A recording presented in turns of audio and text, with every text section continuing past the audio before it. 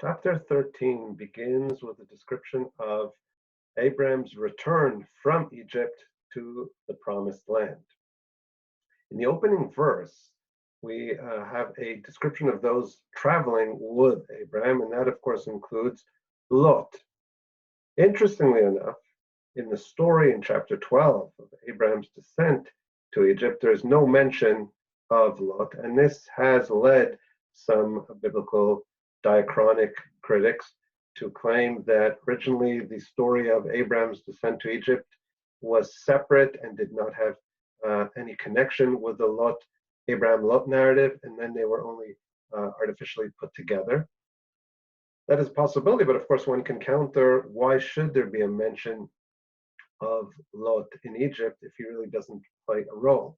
And as we shall see in chapter 13, there are also other, there's another verse in addition to the opening verse, which seems to make a connection and a hint to Lot having been in Egypt. So we'll open up with the reading of the opening verse, which is very interesting in its details, particularly when we compare it to previous descriptions of Abram's journey. So chapter 13, verse 1, so Abram went up from Egypt to the Negev, he and his wife and all that belonged to him, and Lot with him. So it's logical that Abram enters the promised land via the Negev, which is in the south of the land and borders Egypt via the Sinai Desert.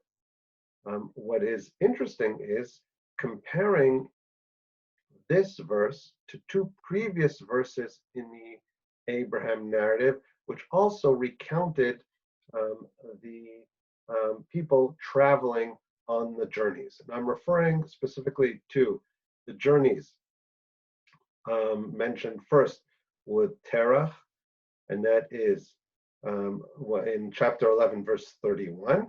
There we read, and Terach took his son Abram and his grandson Lot, the son of Haran, and his daughter-in-law Sarai, his son Abram's wife, and they went out with them from Ur to the Chaldeans to go to the land of Canaan, and they came to Haran and dwelt there. That's the first leg of the journey from, as we said, Ur to Haran. That's where they stopped, and that was led by Terach, but also mentioned Abraham, Lot, and Sarai. And then in chapter 12, verse 5, once again, heeding the command of God, Abraham goes, and Abraham took Sarai, his wife, and Lot, his brother's son, and all their possessions that they had gathered, and the people whom they had acquired in Haran. That refers to the slaves. And they departed to go to the land of Canaan, and they came to the land of Canaan. So these are two verses that are very similar. And now, in our instance, we have the third verse recounting Abram's return from Egypt to Canaan with all those going with him. What I'll ask you to do is to compare these three verses with reference to the order of the characters as they are mentioned. Once again, we are talking about our opening verse 13, verse 1, and the two additional verses that we just read, 11:31 and 12:5. After doing so, you will notice there are interesting differences between all three verses. And what's amazing is, although we have three verses with a similar idea, mentioning the characters traveling with Abram, every single one has a different order. And this is quite fascinating. Sages and middle-aged commentators noted the differences between the second and third legs of the journey, namely verses chapter 12, verse 5 and chapter 13, verse 1, is only in the modern times that a comparison of all three verses has been done. And what we note in comparing all three is something quite fascinating. Take a look right here. I align them so that Abraham is parallel on each, even though in the first one you can see Terach is the leader. But what's important is to see the differences between the characters that appear in all three legs of the journey. And what we can note is a gradual distancing of Lot, where in leg one of the journey, Lot appeared uh, uh, between Abram and Sarai. In other words, before Sarai, Abram, Lot. The second journey, led by Abram, Lot moves back a step, and he is after Sarai. And now, in Abram's return from Egypt, not only is Lot after Sarai, but he's even after all the wealth that Abraham returns from Egypt. So that we can compare all three and note every single one of them has a different order. Let's take a look again in our opening verse. Right, so Abraham went up from Egypt to the Negev, he and his wife and all that belonged to him, and Lot with him. So here Lot is even after all the wealth that Abraham has. What's going on here? How is it that every verse is different? In other words, my claim here is that the differences are too consistent to be accidental. In other words, something is clearly going on, and the Torah here wants to give us a message via the comparison of the ordering of the characters. And I think that message is quite clear. The Torah here, in a very sophisticated manner, is using contrast of ordering of characters in order to hint to a dramatic change that is taking place in the relationship between Abram and Lot, where in the beginning, Abram and Lot were side by side, and this showed closeness, and I even suggested it may show an approach of Abram and Sarai as viewing Lot as their adopted son, so it's as if he's within the family, but he's definitely close to Abraham. Things are gradually changing here, with Lot growing more distant from Abraham, where in the beginning he's closest to Abraham, now he's furthest, and they're on opposite ends. And I believe that not only is the Torah here, by contrast of order, hinting towards a distance between the two characters, Abraham and Lot, it may also hint to the reason for the tensions between them. Namely, what is separating Abraham and Lot in this instance? It is the wealth. And I think this is a fine opening for the narrative, which will indeed focus on those tensions and their outcome. So let us go back to our narrative and continue reading. Verse 2. Now Abraham was very rich in livestock and silver and in gold. So we have a verse describing the riches of Abraham, his possessions. Verse 3.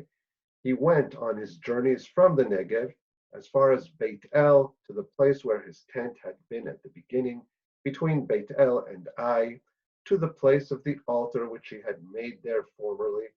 And there Abraham called on the name of the Lord.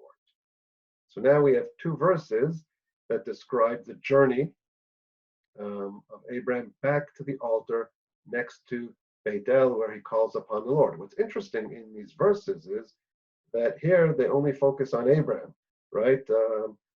We have, it's as if only Abraham is the one who's moving. He went on his journeys from Negev as far as Beit El, even though earlier on we saw that he's traveling with Sarai and with Lot, right? But suddenly in verses 3 and 4, the focus is solely on Abraham. And we ask, what happened to Lot? Okay, I can understand Sarai maybe is always, man's wife is always with him, but why doesn't say they went on their journeys? Why does it suddenly only focus on Abraham?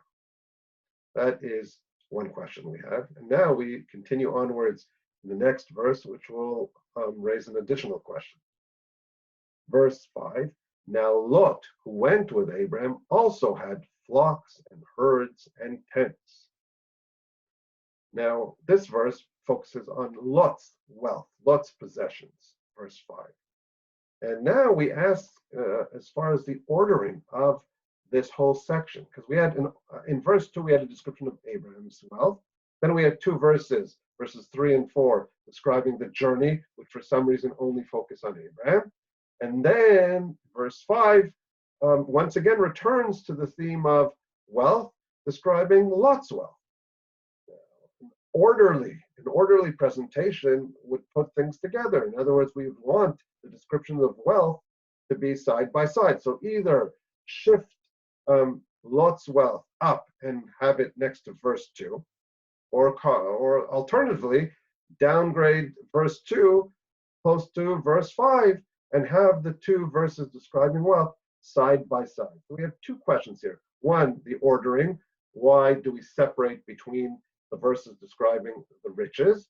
And two, why is only Abraham the focus of the journey itself in verses 3 and 4, even though it's clear that from the continuation that he's traveling with Lot and, of course, Sarai.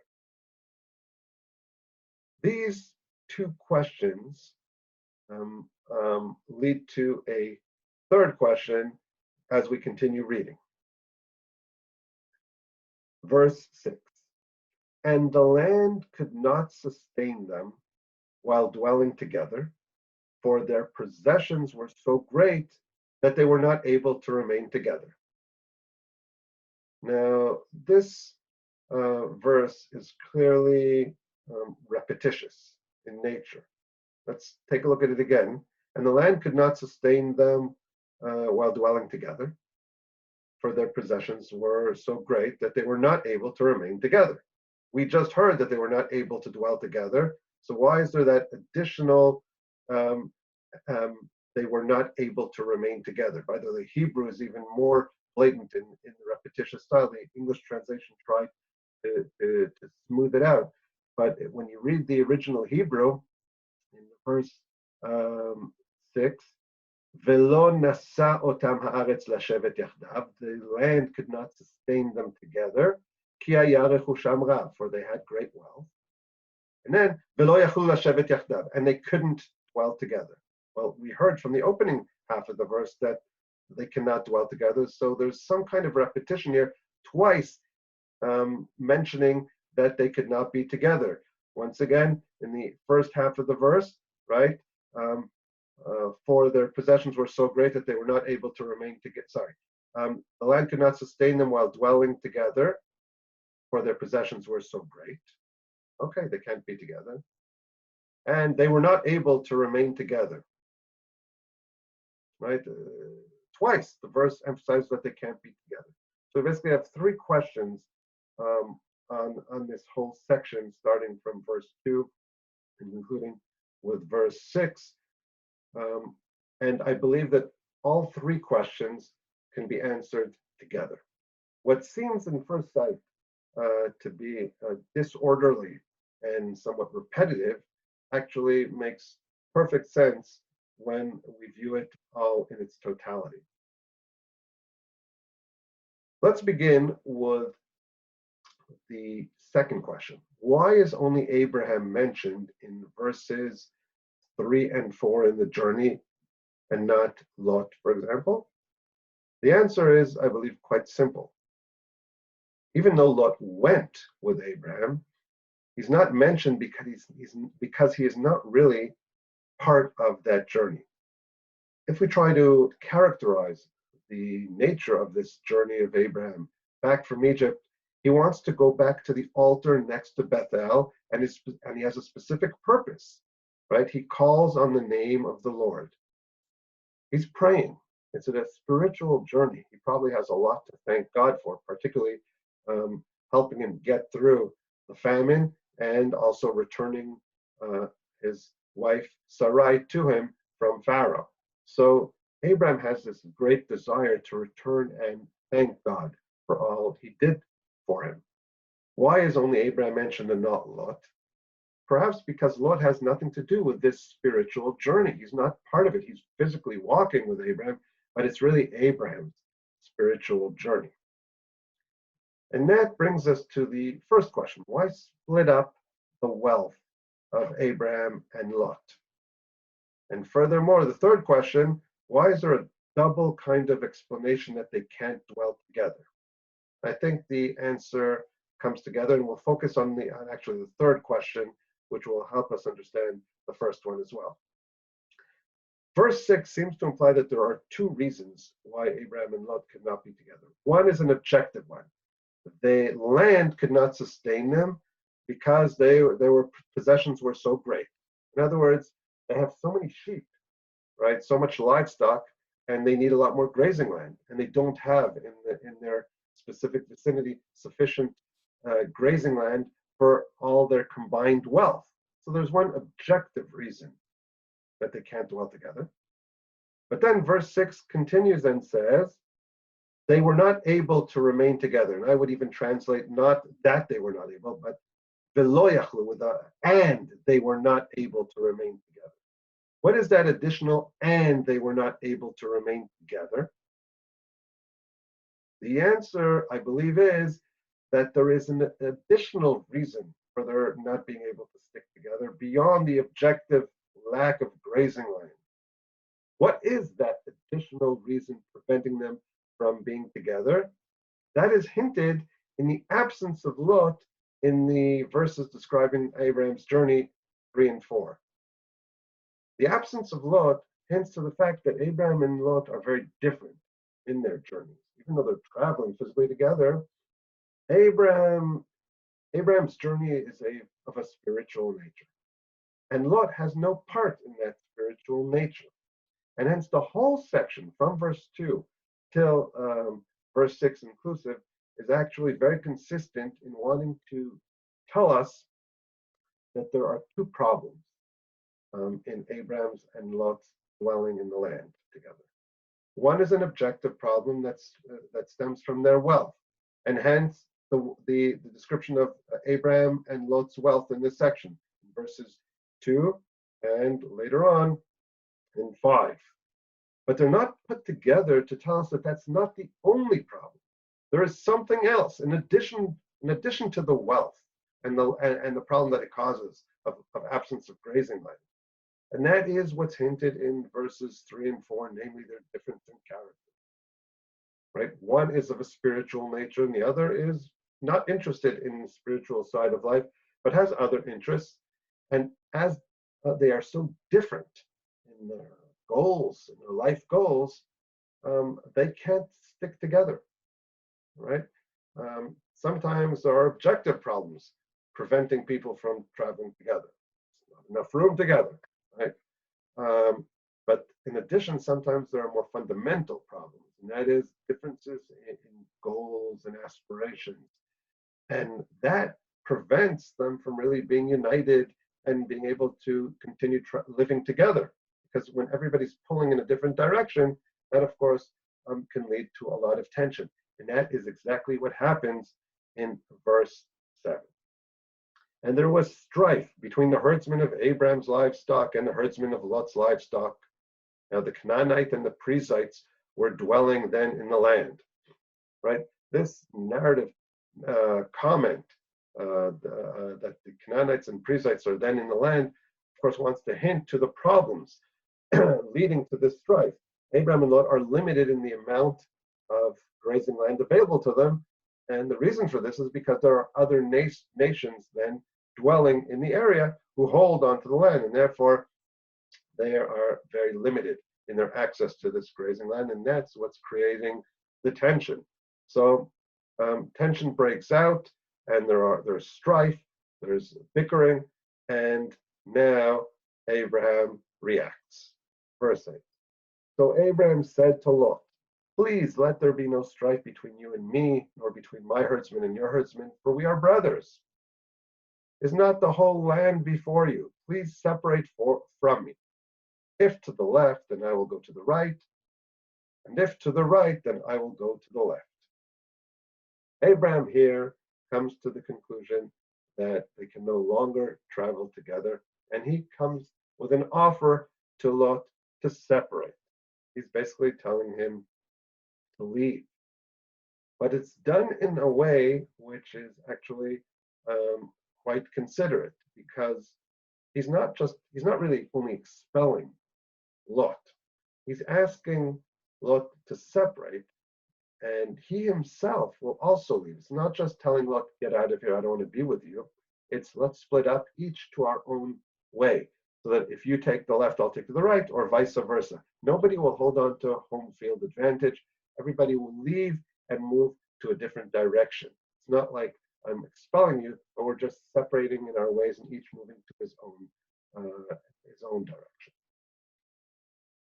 The continuation of the chapter presents Lot with a choice.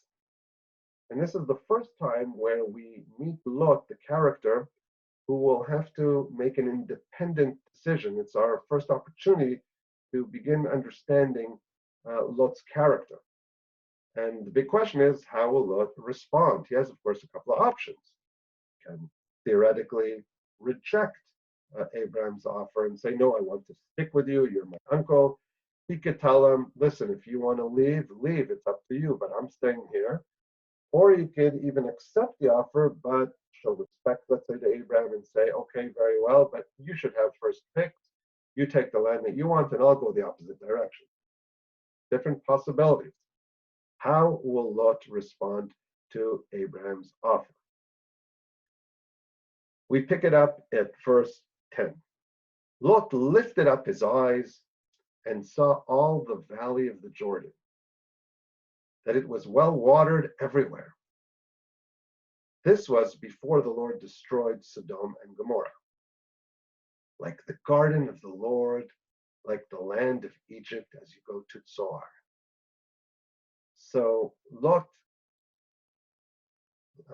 lifts his eyes in search of the land that he will choose. And he looks easterly, right, towards the Jordan Valley. If they're in the area of Bethel, he's looking down to the east. And what does he see? That this whole area is well watered. Now, those who are familiar with the Jordan Valley, particularly we're talking about the southern part of the Jordan Valley, towards Sodom and Gomorrah. Anybody who's, for example, been in Masada and looked down to the valley will know that that whole area is a very arid zone. You don't have anything sprouting up there except for certain oases like Jericho, right, and thereabouts. But mostly the area is totally arid. Thorns don't even sprout up in that area. So it's so dry.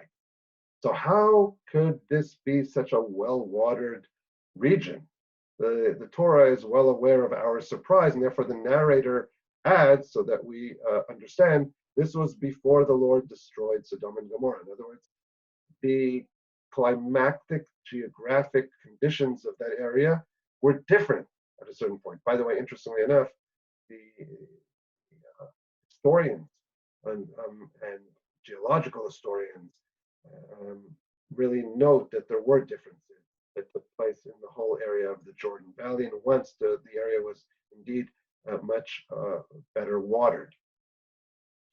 So the narrator here is aware of this and is informing us that changes took place there. And what's very fascinating is that the Torah here, in an uncharacteristic way, uses similes to try to give us a sense of what Lot is noticing. We have two similes here. Like the garden of the Lord, like the Hebrew Kegan Hashem, that of course refers to the Garden of Eden, right? The mythical place described in the beginning of Genesis, chapter 2, with all the rivers surrounding the Garden of Eden. So Lot was aware of the descriptions of the Garden of Eden, and he said, wow, this is like I heard in the stories about the Garden of Eden. So there's one theoretical, mythical place that the site reminds him. And then there's also one concrete location, the second simile, like the land of Egypt as you go to Zoar. And here's the hint connecting Lot to Egypt, even though he wasn't explicitly mentioned in the story.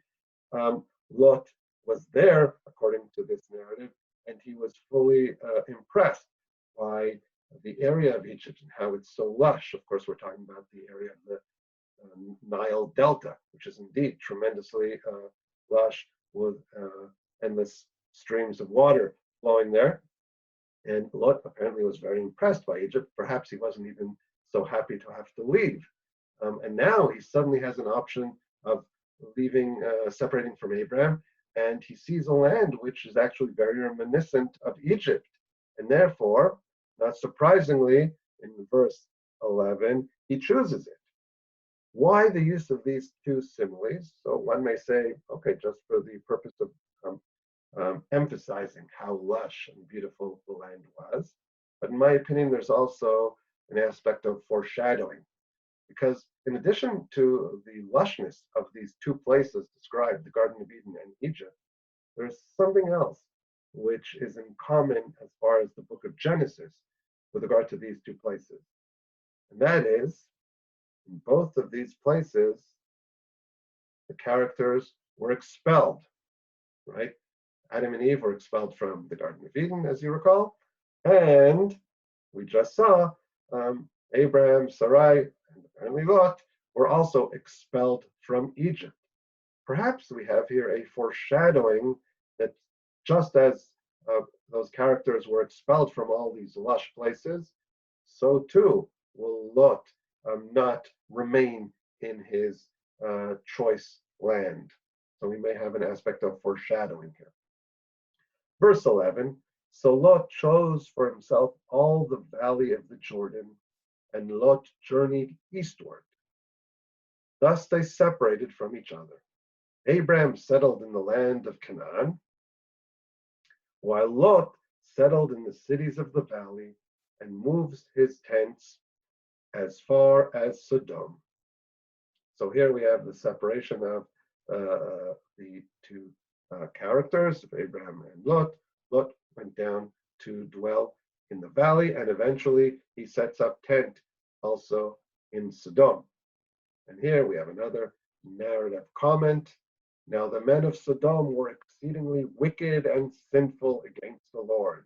They have one of the more extreme negative moral evaluations here by the narrator, that the men of Sodom were not only wicked, but exceedingly wicked and sinful against the Lord, right? One of the most negative moral evaluations found. This, of course, sheds a very negative light upon Lot's choice of residence. He decides to dwell amongst the most sinful of people. Not a very positive start as far as describing Lot's choices here. He agreed to separate from Abram, right, the prophet of God, and decides to go down physically, which may also be metaphoric for a moral decline, as he goes down to the lowlands and dwells with the most wicked of people. Up till here, we have the verses focusing on Lot. Now, from here on in, the rest of the chapter focuses on Abram, from verses 14 till the end of the chapter. And what I want to ask you to do here is an exercise in comparing the verses that describe the choice of Lot to the verses that focus on Abram. And my claim here is that the central goal of this chapter is to contrast between the characters. And this is done in a very sophisticated and I think artful manner in using similar terms in both sections, perhaps showing a parallel between them. But as we will note, these parallels, in my mind, are actually meant to emphasize a contrast between the characters. So I show you the chart here, and I will ask you to fill it out. Here we go. Let's just lower it just a touch here. Please, I suggest also stop the recording and try to compare the verses that are focused on Lot, verses 10 to 13, and in the second row, the verses focusing on Abram from 14 to 18. I'll ask you to note the following terms in both sections: lifting up eyes, seeing the whole land, dwelling in the land, and a relation to God mentioned in both sections. So I'll ask you to peruse again through the verses and try to fill in the chart. And once you've done that, then you can continue on with the lecture. Okay, so I hope you've done what I asked. And here, let us analyze our chart. So Interestingly enough, in both sections, we have an act of lifting up eyes, right? In verse 10, Lot lifted up his eyes when Abraham suggested they separate. So Lot lifted up his eyes and saw the Jordan Valley and how lush it was. What's interesting is that in verse 14, we have a similar term of lifting up eyes, but in a slightly different context. Let's take a look at what verse 14 reads. The Lord said to Abram, after Lot had separated from him, now lift up your eyes and look from the place where you are, northward and southward and eastward and westward. So Abram is also asked to lift up his eyes, just like Lot did. What's the difference, though? Whereas Lot lifted up his eyes and looked and saw what finds favor in his own eyes, Abraham is commanded by God to lift up his eyes. What's that? What's the significance of this change? It informs us of the difference in perspective of the two characters. Lot looks at the world and always asks, what's good for me? What's the best place for me to live with all my livestock? Logical perspective. When Abraham looks at the world, he's not asking what's good for him. He's looking at the world through the prism of God. What is good in God's eyes? That is the difference between the perspective of the two characters. So, whereas the Torah is using a similar term, it actually wants to focus on the contrast and difference in perspective between Abraham and Lot's perspective. Let's go back to our chart now. The viewing of the whole land. So when Lot lifted up his eyes, what did he see? He saw the valley. He saw all the valley of the Jordan, right? The whole Jordan Valley. By the way, note he wanted it all for himself. He wasn't willing to give parts of it to Abram. He wanted the whole eastern section for himself. It could be that, by the way, Abram wanted Lot to choose either north and south, but Lot decided, no, I'm leaving the highlands of Judea and Samaria, and I'm going east, because he was impressed by all the lushness and fertility of the Jordan Valley as it was at that time. Now it's interesting that after Abraham leaves, God tells him to lift up his eyes, and he tells him, look north, all directions, and he says, for all the land which you see, I will give to you. So also Abraham sees all, this time it's all the land, literally, the whole land in all directions. And the import of this statement is that all the land that you see, including the land that you see to the east, namely the Jordan Valley, I will give to you and to your descendants. God is informing Abraham, you may think you have foregone on part of the land, part of the promised land, but I have decided I will give you the whole of the land, including what you were willing to give up on. In other words, you were willing, for the sake of peace, to give up on parts of the land and not have strife with Lot, but I have decided that I will give you it all, including what you were willing to forego. The third section of our chart is the description of the dwelling in the land. So we have a description of Lot first after he separates from Abram in verse 12. Lot settled in the cities of the valley and moved his tents as far as Dom. We have here a verb, which is an uncommon verb, Vayehal, moved his tents, right? And so we have two verbs describing the settlement of Lot. He settled Vayeshev, Lot, and Vayehal, Yashav and Ahal. Then, interestingly enough, in verse 18, we once again find both verbs, right? Then Abraham moved his tent and came and settled by the oaks of Mamre, which are in Hebron, right? So we have, in both instances, exactly the same two verbs in describing the settlement process, a verb of yashav, settle, and a verb ahal, to move your tents, right? Although they appear in the opposite order, and that also might be consequential. What would the Torah want to teach us here by using the same verbs, once in verse 12 and once in verse 18, but in a different order. So if we compare the two verbs, yashab, settle, and ahal, move your tent or set up tent, which of the two is a more forceful description of settlement? I think it's clearly the verb yashab, settle, right? A tent is only a temporary, right, construct. So you set up tent, you collapse your tent, you move your tent. It's interesting that with Lot, first he settled in the cities of the valley and then moved his tents. This may be a chronological description. He first started in the valley in general and then moved his tents. But with Abram, we have moving his tent, Vayahal Avraham, Vayeshev, and then he settles in the oaks of Mamre. So I think the difference may just be the fact that Lot first settled down in the valley and then moved to the Sdom at a later stage, and Abram now is moving his tent from the area of Bethel and settling in Hebron. But I think there may also be additional significance. Lot, to begin with, already determined where he wants to live. He settled in Vayeshev, right? He already decided he wanted to settle in that valley, and then he moves with the tent.